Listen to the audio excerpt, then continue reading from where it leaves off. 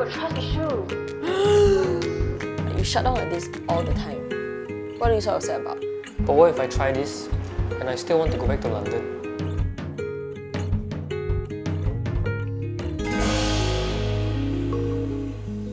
I felt like it was a struggle between being a wife and being a good mom. I will really just shut off like for the longest time. It could be a day, it could be Many days.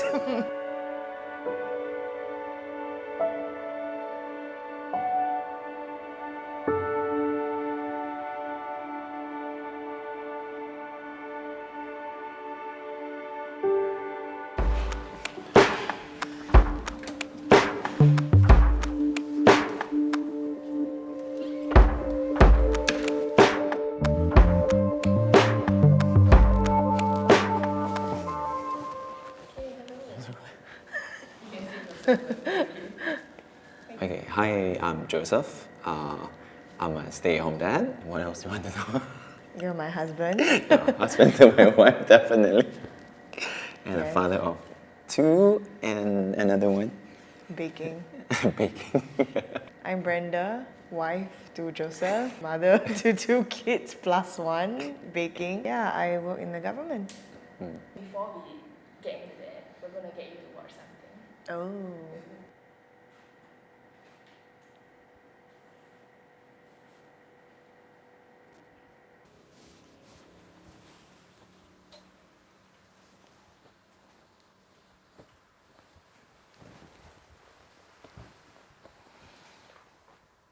Daniela, sleep ready?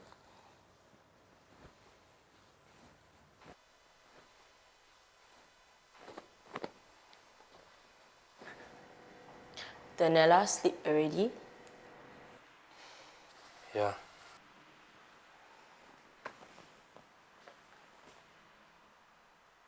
I really don't get it. You shut down like this all the time. What are you so upset about? I mean, if it's anything, I should be the one who's upset. You slapped me. That's because you slapped Daniela. She was being difficult and it was a light tap. She's 3.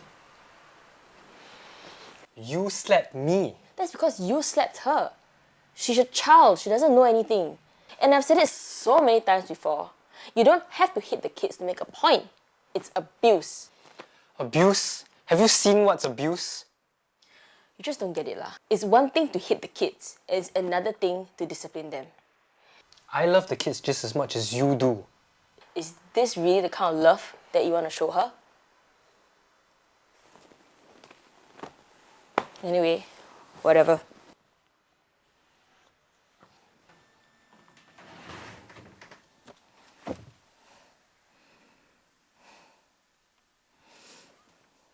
And just now, you literally almost killed us.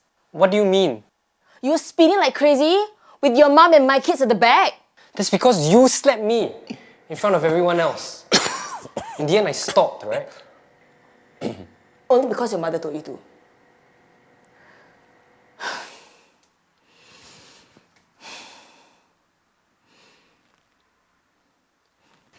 Forget it.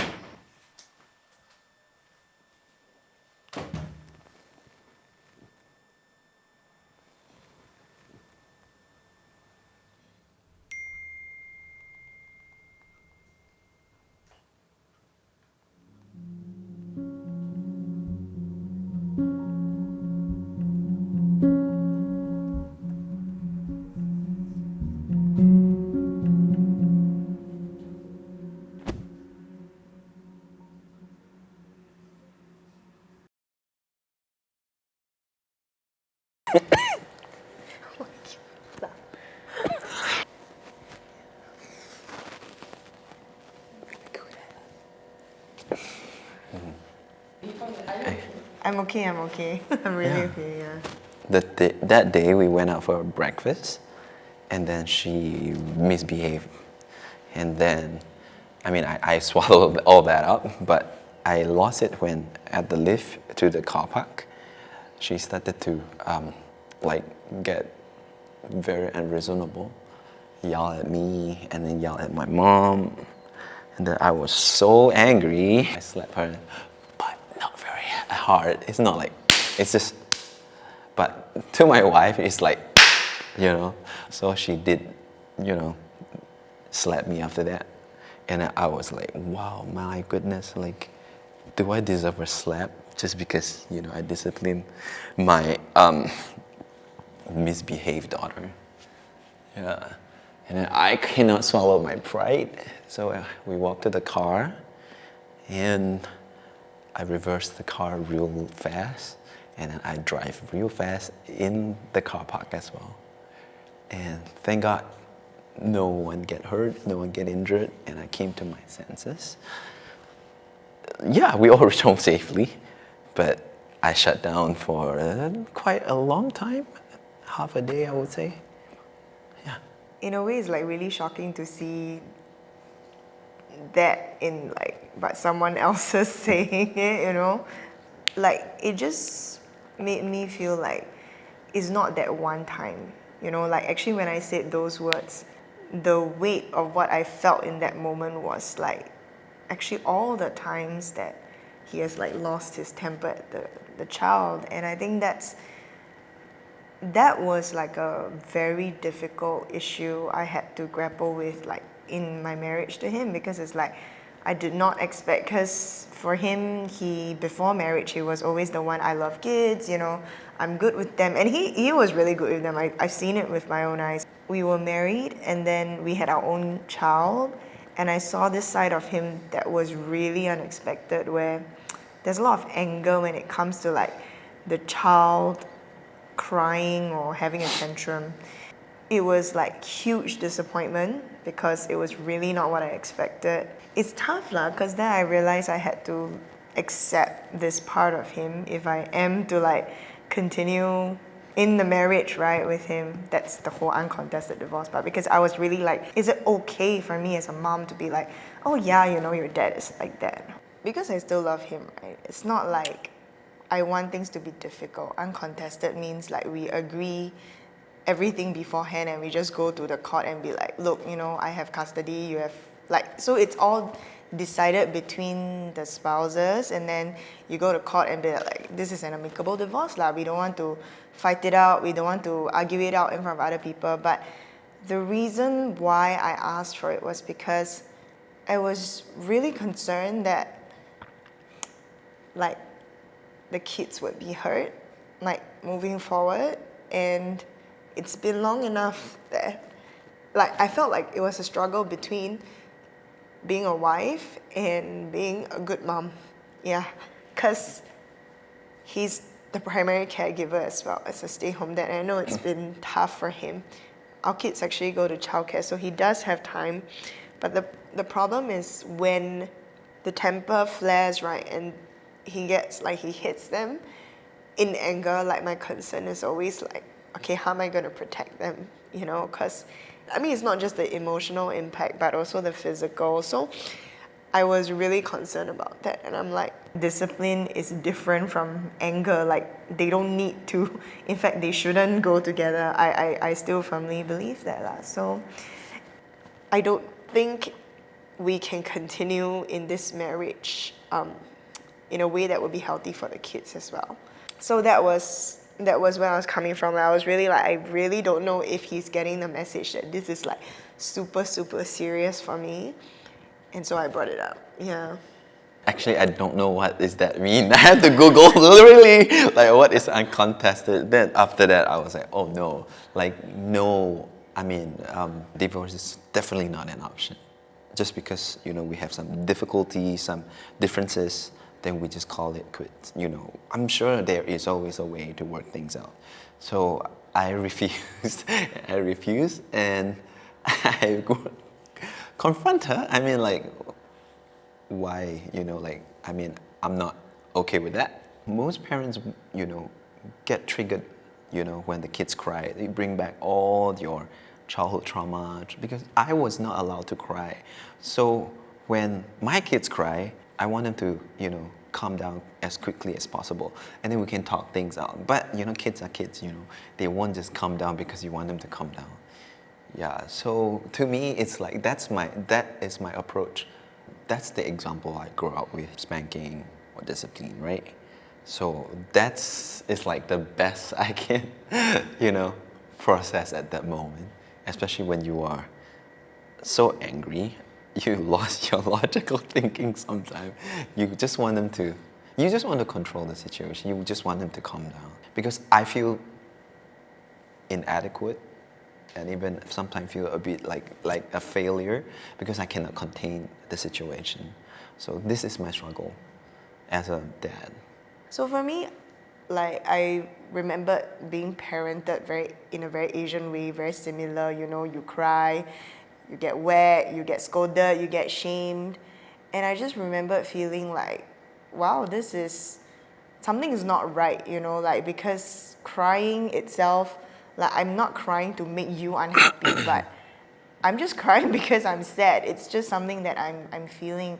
So when I see them, I think I was transported back to how I felt as a child, and I could empathize. But I think the mismatch might be that Joe may not be intending to do what my parents did to me, which was like really excessive punishment, discipline, and all that. I mean, I think he's trying his best, but it's just like there is a mix of your past triggers with the present moment, and sometimes when things are very heated and emotional, you can't really distinguish like, is it really abuse or like, and to what degree of abuse is this? I had to go to therapy and then learn what was like a flashback and how to judge things appropriately. Like for example, if in terms of discipline, if we tell the child to do something and then they don't do it repeatedly and we mete out the consequence, that's not considered like abuse, right? But if it's in anger that you couldn't control and you just keep hitting, then that's abuse lah. So I think it was like a really long process for me to figure out what's right or wrong, because a lot of it was just when I'm faced with my own child, suddenly like all my own childhood wounds were opened up, and it was a bit of a twilight zone. Like I don't know, is it me or is it the child or is it him? And had to like figure that out. Yeah. When we got married, we discussed our future and we were like, yeah, we're gonna be like this, double income classic Singapore family, We will go to work, we will have kids, we will have a dog, and then we will then that's just how it's gonna be, right? But the year we got married was 2019. I was pregnant in Jan 2020, and that was when COVID happened. And suddenly all my expectations or our expectations of what marriage looks like was just like thrown up in the air, because Joe actually was an aircraft engineer, and COVID just grounded all the airplanes, right? So no job, and I was pregnant and working in the government, and just feeling the stress of it, like, what are we gonna do? This is not like the life that we thought we would have, and the financial worry really started like weighing on me, because everything was like on me, right, to provide in terms of like the house and paying off like the wedding and all that, and then now with a baby, and I was just really stressed about that.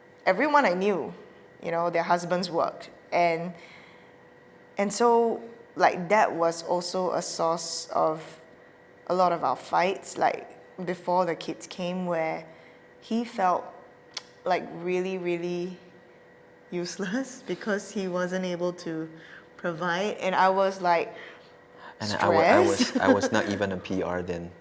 I was only a long-term visit holder. So I was stressed, but also trying to tell him it's not because he's useless, like you're not useless, just that the circumstances is stressful because I just don't know if we have enough, and we haven't lived life yet together to really know what costs there are. Like what we know is what we hear from other people, and what we hear from other people, the cost is extremely high, i.e. we cannot afford it. So like that was very tough, because we've had like so many talks about like how we view each other, and he was always like asking if I still love him, you know, whether I support him, how I see him. As a man, you know, we all have pride. You know, we wanted to provide. Imagine a man have to live on the wife's expenses. You know, I was still helping my friend, a friend of ours who owned a social enterprise. I want to be a good partner and also, you know, a good husband. So I was juggling with that. Then she come up with a solution like, okay, win-win situation. You can come in flexible timing and then wow, you know, be present dad. But you know that doesn't work, especially when my wife just become a mother for the first time. And there's a lot of things, you know, it's totally new to her. It's like, I want this and I want that, but end up I achieve nothing. Even though I agree with her, for I think 7 months I was a stay-at-home dad, I was really struggling with my worth, my value, my identity. I really struggled with that and I went into depression. And the whole journey to even us agreeing that like, okay, you stay home and I work was like really hard. Like it wasn't even just the 2 years, it spent like the bulk of our marriage, like 3 years, I think, before we really laid it. Like we were really like, okay, you know what, this is the best fit for us and we're not gonna look and compare to other people, but let's just do this lah. Yeah. I think actually when you're married you get far more lonely because like the time you spend with your friends and maintaining like social connections outside generally just drops, and it drops even more drastically after children. And I think the very difficult thing is when you are not married, any issue you have with people in your life, you can share quite openly with a close group of friends and not feel guilty lah. You're just like, yeah, we're just talking and then like seeing how we can get through this together. But then when you're married, for me, I always felt like, man, am I like, The only can I say shitting on my spouse? Because then like I have to live with this person for the rest of my life and they're gonna see him. Like that's the thing. Like he's in my life, he's my husband, and am I like, you know, making my friends think so badly of him that like I'm adding to his shame? After a while it was just easier not to even talk to like my close friends about my life, right, at home, like my married life, my kids, and to just talk about the other stuff like work or like hobbies, of which after having kids I have like almost none of. So it became like, oh man, and then I don't know what to talk about, and slowly you just get super isolated. So I think that was very difficult for me and for him, because he also had the same struggle. Like he didn't want to go out and tell like other people about the struggles he has with me, with our children, because it's the concern like, what if they think really badly of us, you know, right? Like if he goes around telling people, my wife very intimidating, which he did before lah, and then like actually people got the wrong impression and then start to be like, oh, then you need me to talk to your wife, then he's like, no, that's not what I meant, like, you know, like sometimes I just share like what my struggle is, you know, like I tend to like shut myself, and then I tend to like self-condemn myself a lot, you know. But when I go around and share, you know, this is my issue, they perceive, oh, it's your wife's issue, right? I will talk to your wife. I'm like, hey, you don't get me. I am reaching out to you because I need help. I'm not gossiping about my wife. It's just my struggle. Come on, hey, it's me, not my wife. So yeah, so there's this very strange cultural thing or social thing that happens when you're married, right?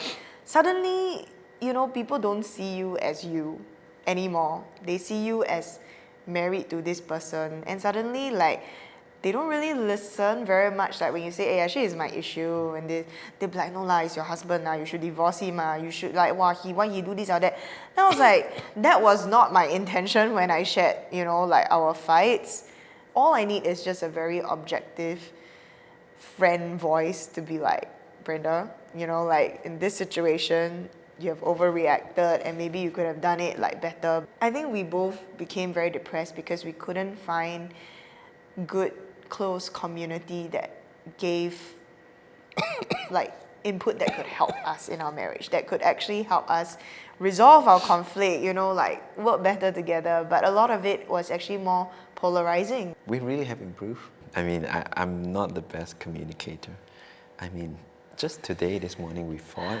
Yeah. And then she was like talking to me, I just ignore her, and then I send the kids. And then after I came back, I feel better. Then I talk to her, I approach her. I mean, that will never happen in the beginning of our marriage, because I will really just shut off like for the longest time. It could be a day, it could be... It could be many, many Yeah. days. So he's a stonewaller and I'm like a bulldozer, basically. So my weakness is that I want things to be resolved like now. Like I really cannot stand being ignored, being stonewalled, or like an issue that actually I find can be resolved now. Why is it not resolved now? Like I don't get the logic right. And he always tells me he needs time and space to put his thoughts together to communicate. And when I try to press him, like ask him like, why did you respond this way? Like with our kids, with me, like he blanks out. So he really doesn't know. And I think for me at the start of the marriage, it's like, I can't understand that. It's like, what do you mean you don't know? Like what? Like you just did it, right? And surely if you ask yourself the question a little deeper, you should be able to say something. That was very hard for us. Like we always fight. In fact, like it can be a small thing, but because he ignored me, I make it a bigger thing, and then so we're fighting not even about the original thing. And then it becomes like, I don't even know what it becomes. So we've learned now over time, like, okay, maybe I need to start listening to him when he says, and believing him. Like, okay, when he says like, I really blanked out. Okay, fine, then I'll give you time and space, right? Like, it can't be days, it can't be weeks. It has to be like, I don't know, like an hour, 30 minutes, 3 hours, but tell me how much time you need, and please come to me after the agreement, like the agreed time to like, at least tell me whatever you have. I don't need a perfect answer, I just need you to like communicate with me what you're going through. So that really helped. I think It our was- eldest as well, she's quite sensitive. There was one, we were having that conflict. I just ignored my wife. And then she was so upset. She went to the bathroom and cried. And then our eldest walked in and said, Mommy, why are you crying? I'm here. Don't worry about Daddy. Daddy will take his time and then he will be fine. Right? Yeah, She yeah. said that, right? Yeah, she said that. Then, yeah, once Daddy happy, Daddy will come and talk to you. Because that's what I keep telling her when she's upset with him and he ignores her. So he does it to everyone, to be fair. Like, Yeah, I'm not just doing it to her. I learned a lot from her because she will be angry and upset, but she will still look at me with a teary eye. Daddy, I still love you. Every time without fail. So that kind of like touched my heart. So if this little girl can do it, how about me? I'm the daddy, I'm supposed to show an example. Actually, apology is a big improvement because he never used to say sorry. Like, never for the first like. Well, I grew up 2 in a years family. of marriage, Sorry, it's never. it's very rare. Like, even today, my mom, she won't say sorry even if she's wrong. no, to which now she Yeah. also laughs about it because I'll be like, you see, say sorry, then your son Yeah. also like that. Then you blame your son. I really say her. Yeah. Then Yeah. after that, she's like, oops. Yeah. I'm trying. So, My mom yeah. will say, see, you control your temper. I'm like, who do I learn Hey, from? yeah. From you ah! You need time, right? I also need time. So you don't expect me. You tell me yesterday, today, I will just, change overnight. Yeah, but that's the thing I feel like, cause like I think we have grown and improved, and we are very real, and she has seen all the mess, right? So now when we confront her as well, like it's like she takes it lor, cause I think she sees the real work that's done. Like it's not like we were like that before, we really weren't, and then she also like tried her best. I don't know if she managed to say sorry. I know thank you have lah. Yeah, Now he will say sorry. sorry quite consistently. Like yeah, after the time is up, he will willingly and quite I think this joyfully, year like, I came yeah, and say sorry more than 3 times already. so great. So I'm very proud of it. Good improvement. Astounding. I've learned that like, you know what, maybe I need to adjust my perspective to celebrate like every step he takes, even if he doesn't hit that milestone, because the alternative, which I realized I was naturally operating in, was criticism lah. Like, why you haven't, like, why I tell you so many times you still haven't do, why, you know, I say already, you know, and it doesn't help. Like, you can see it really doesn't help. It just makes him more discouraged and feel like beaten down. And so, like, actually the first one that I was like, I really celebrated was when he voluntarily came to talk to me after the agreed time, because for the longest time when we set that agreement, he didn't honor it lah. Like, even after 3 hours I have to look for him lah. And I'm like, dude, that's not how it works, you know. Like, if I have to still come and find you, like, that's not, you know. But so it's realizing that even that step where he comes, even though he feels like super scared, don't know what to say, is like something to be encouraged. It's like worthy of encouragement, you know. It's like not just the big things. I think for myself as well, like, not just for him, I think I blame myself a lot. Like, wow, I should have done this better or that better. But then I realized, like, if I could have, I would have, you know? Yeah. I mean, for her, she is more particular, like, when we have conflict, I need to come back to her. For me, it's like, because I'm very particular about laundry and cleanliness in the house. Yeah. She So would make up. yeah, then every time when I want to, like, you know, complain or like start a fight with her, then she's like, have I not improved? Have I not? Then I will be like, oh yeah. It really diffuse, you know, the situation. So the most unrealistic thing about the video you showed us was me folding laundry. Like, that is never That's me. That's him. And he always gets When I get frustrated. angry, when I ignore her, that's what I will do. I will fold the wash the laundry house. violently I will clean and, the like, house. clean the And then she's toilet like, violently. is the house more important than me? I'll look at her like, ignore her still. And continue fold my laundry, wash my clothes, everything. Be thankful. I'm like, at least I have a clean house lah, you know, like. At least now I mean, when- there are worse ways a guy could take out. At least his now when she things. say, is the house more important? I will throw everything. No, you are. You know, it's like a group project that never ends. But I'm just glad that it's not so tough anymore. I think it was really much harder at the start. Yeah. As long as we breathe, right? There's still room for us to grow, you know. There's so much in this world. I mean, we all can learn from one another. You are extremely, exceptionally patient and humble. That's what really touched me. You can elaborate more. It's okay. I'm waiting to hear more. You give me so much like space, you know. You allow me to be myself. He's a very faithful man. So like in that, I think he makes me feel very secure in terms of love and attention. And he always tells me this, he's like, yeah, because I choose to marry you, I'm not going to look at anyone else. Like, he's really humble. I really am very amazed at how he really does like everything in the house. He's actually really brilliant, but like, just not, he doesn't think very much of that. Like, he doesn't flaunt it, make it like, oh, I have to be ambitious then, and like, not like, just very like, yeah, okay, then I'll fix all these things for you, you know. Yeah, so it's so easy to see what's wrong with the other person, but it's so much harder to be like, actually, then what can I do, or what did I not do that has caused this to escalate lah? And I think actually that was the greatest turning point for me and I think our marriage personally was when we both decided to look harder at ourselves than the other person. Divorce is definitely an option. It's an option, right, that you can take. But I think it deprives you of the opportunity to, I think, like, confront not the things about your partner, but the things within you that are brought out by your partner.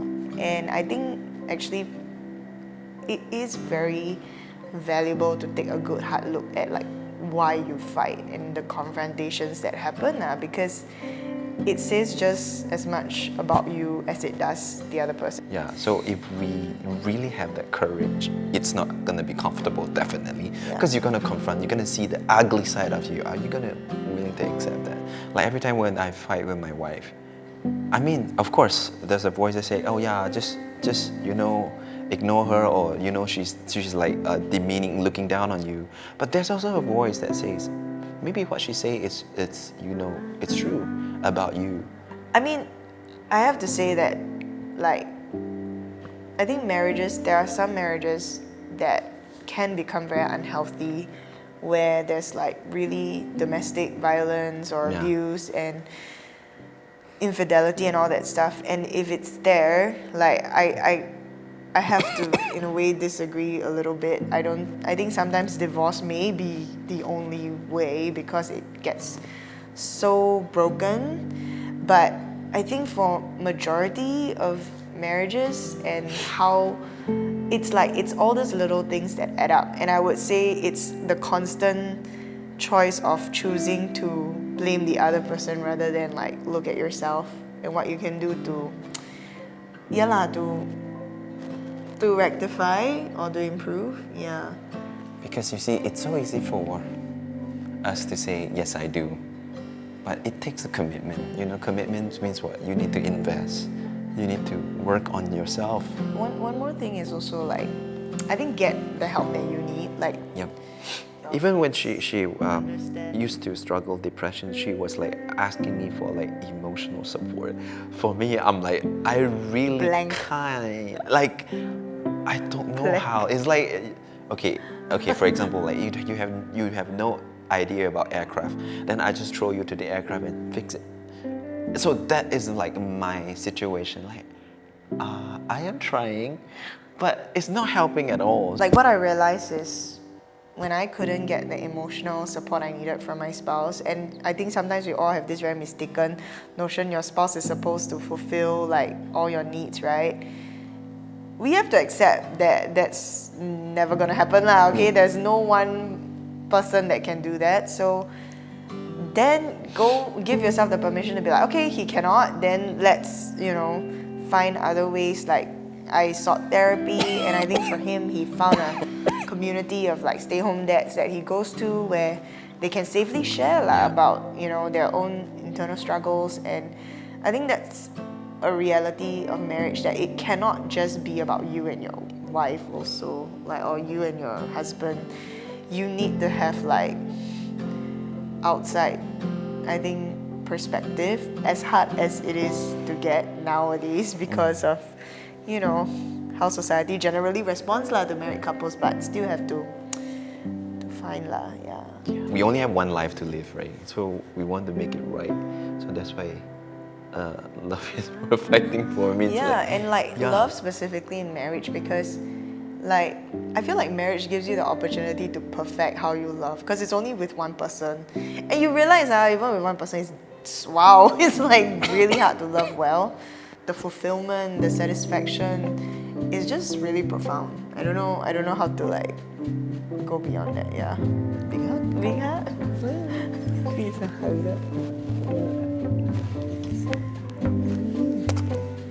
Always taking the opportunity.